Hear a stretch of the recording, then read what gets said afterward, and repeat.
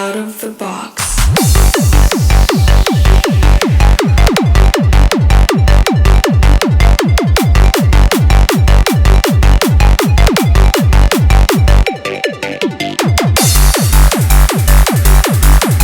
This is a project for Dance to the Rhythm. On the left-hand side here, I've got the extended version, which is what I'm going to show you. Occasionally, I paste over another version to do a radio edit, which is what I've done in this case, just to save time when I've kind of finished the track. This project, compared to some of my other projects, is fairly simple. It's not the most kind of, it's a relatively sort of straightforward track. I'm going to start by showing you the kick and the bass, because they're the kind of two fundamental parts of the track which really drive it. The kick drum is a very kind of thuddy, almost techno-like kick. Sounds like this.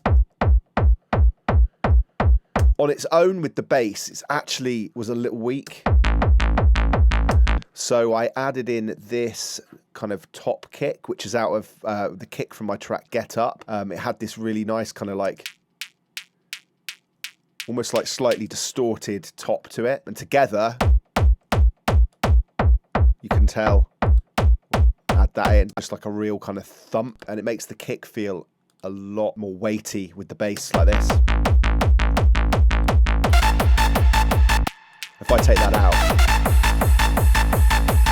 yeah, just add some top to it, which is really, really necessary. As far as the processing goes, I don't usually layer kicks. I'm not really, I try and get kind of the right kick, but in this instance, I kind of just felt like I liked the kick, but no matter what EQ I did, I couldn't get it to sound how I wanted. So adding in that top kick really helped. One thing I would say if you're going to add a top kick is to make sure you take the low end out of it. So as you can see, I've like really taken out almost all the low end of that. So if I take this off,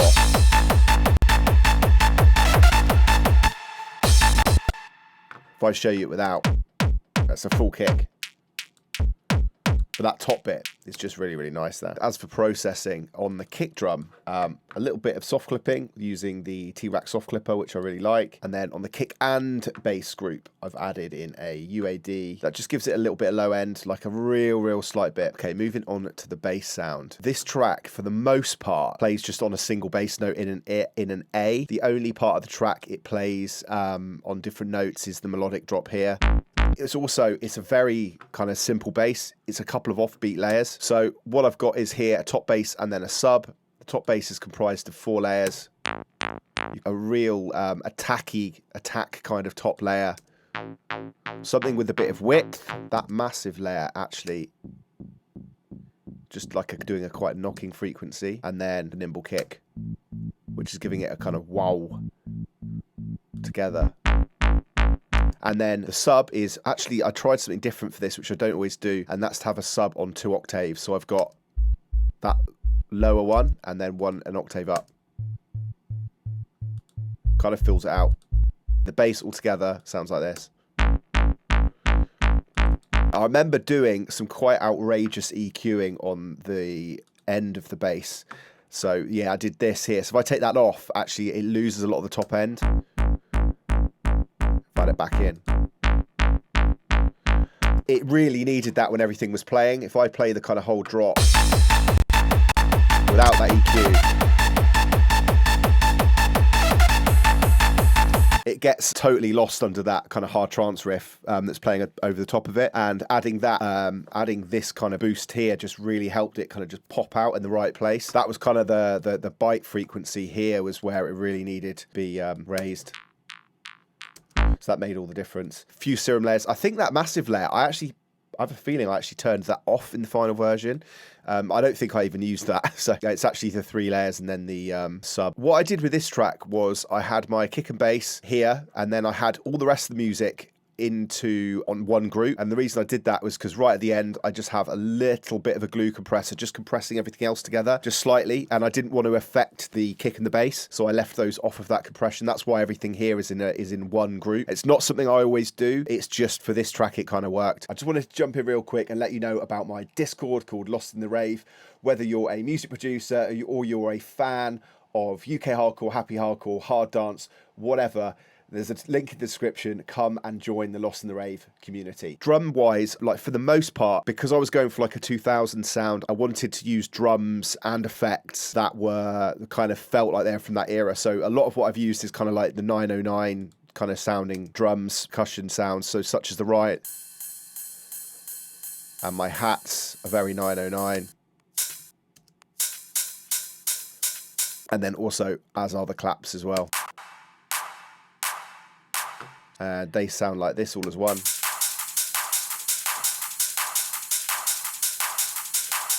Couple of little top loops. This noisier one just does a real kind of shuffle sound. But really, the hard work's being done by the hats, the ride, and the claps. And then every so often I bring a clap in on the kick. Just there, just to add a kind of bit of a thud to it. I quite like doing that like in the second half of a 32 bar. So the first 16 hasn't got it, and then the second has got this kind of like additional clap on the kick. Snare-wise, again, very kind of 909. I think it's just it's just a snare roll.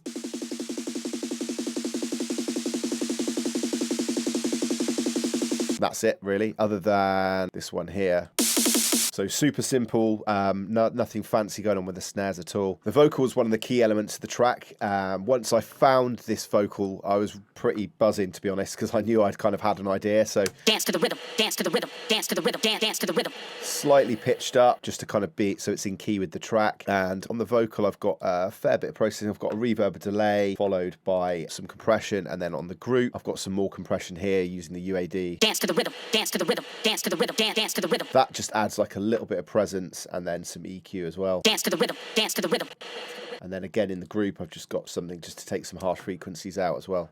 Dance to the rhythm, dance to the rhythm, dance to the rhythm, dance to the rhythm, dance to the rhythm, dance to the rhythm. It's a little, without those, it's a little hissy in places, so I thought I'd take those out. The key for me, there's three really important leads in this track. The first one you've got is this kind of intro, hard trancey riff. The track originally started as like a hard trance kind of track. It was a little slower. When I sped it up, I was like, yeah, this definitely sounds better as UK hardcore. It's kind of doing this very monotonous kind of pattern, but it just works.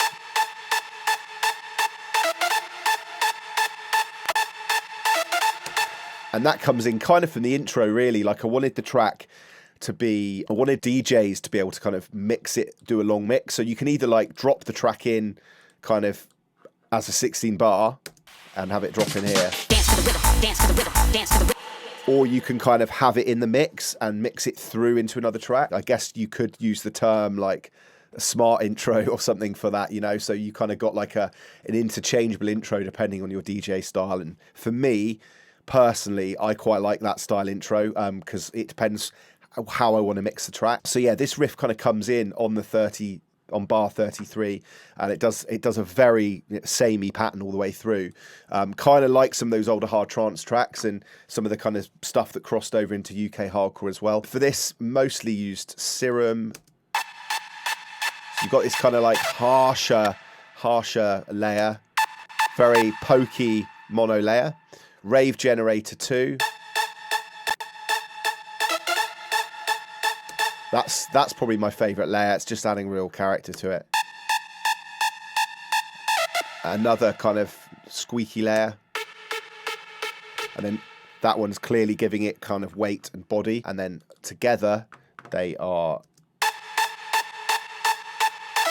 It's quite squashed, to be honest. So it's got a couple of compressors. It's got the VMS multiband plus CLA2A. It's got some saturation from Oxygen Inflator. And then later down the line, it's got some reverb delay. And it's got Uber Loud, which is a really, really cool plugin. And that's just squashing it a bit. If I take that, you can hear the difference that makes. Yeah, it's really cool. And then finally...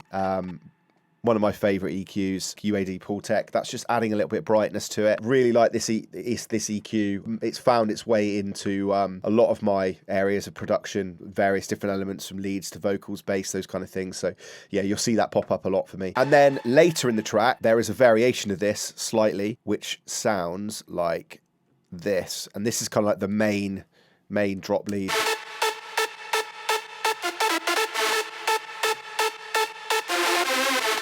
The difference is with this one, I've taken out the Serum layer at the top, so it's got slightly different kind of tone and feel than the first drop. And then here, I've added in a kind of like Rave Generator Hoover, which kind of just added like, it's almost like a cool response, like a counter lead to it. So together, that kind of like, this one drives it and this one kind of like answers it at the end.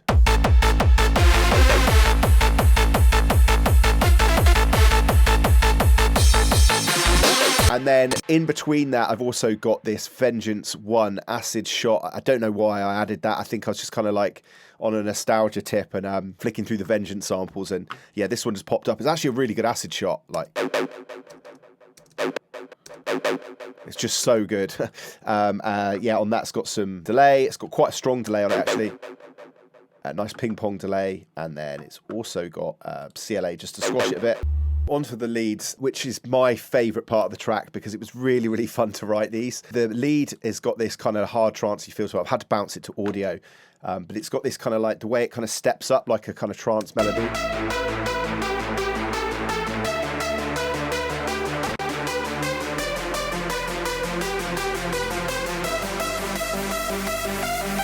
And for that, it's fairly straightforward. I've got a kind of mono layer here.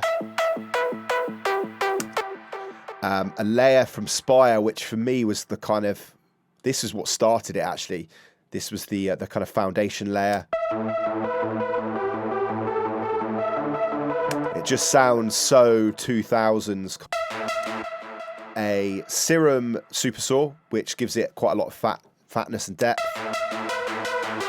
It's also very clean sounding as well. And then Osiris, which really adds some thickness to it. It's a great layer. Like, without that Osiris layer, it just felt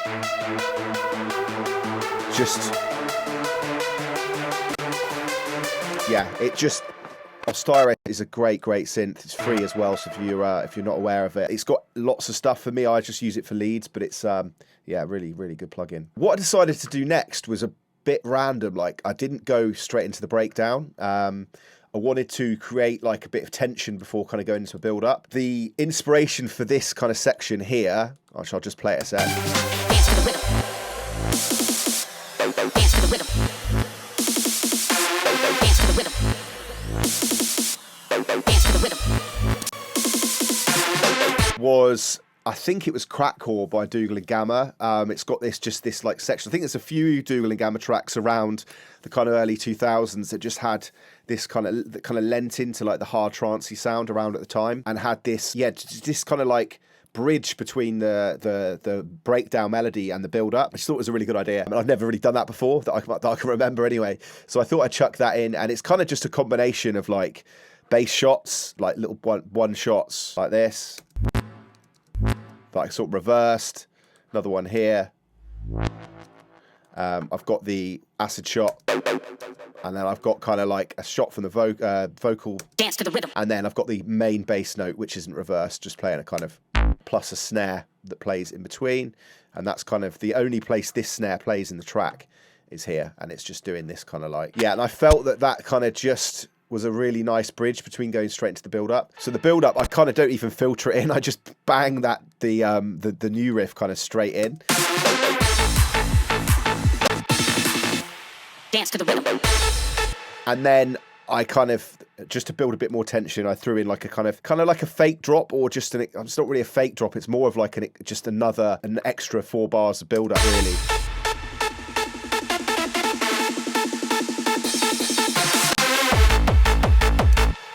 As it comes in, there is just a little downlifter on the drop, no crashes. The crash I used in the track is a very, very typical, just 909.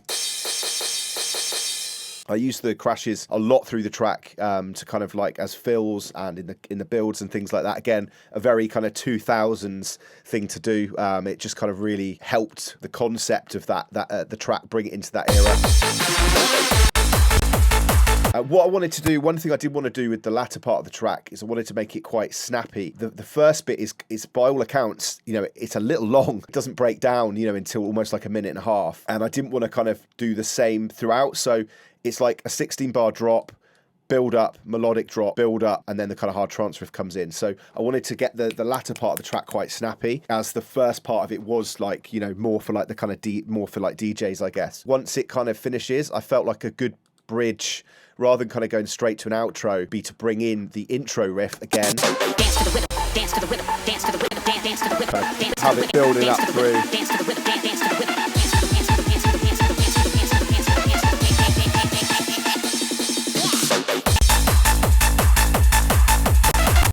And then following this kind of like outro riff,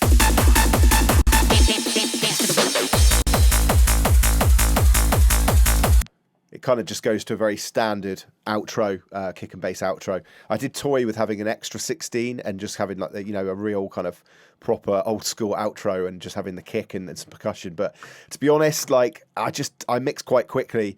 And I know that I would start mixing here usually, or at the very least there, and I probably wouldn't really need that section, so I didn't put it in the end. But yeah, it was a really, really fun track to make. Like, I really enjoyed making this track. And once I'd written kind of the hard trance riff and the melody, it felt like I knew what was going to happen with this track. I didn't struggle for direction really, and it was good to kind of have things like some of the older Dougal and Gamma stuff, like instrumental tracks like Crack Core as a bit of a light inspiration.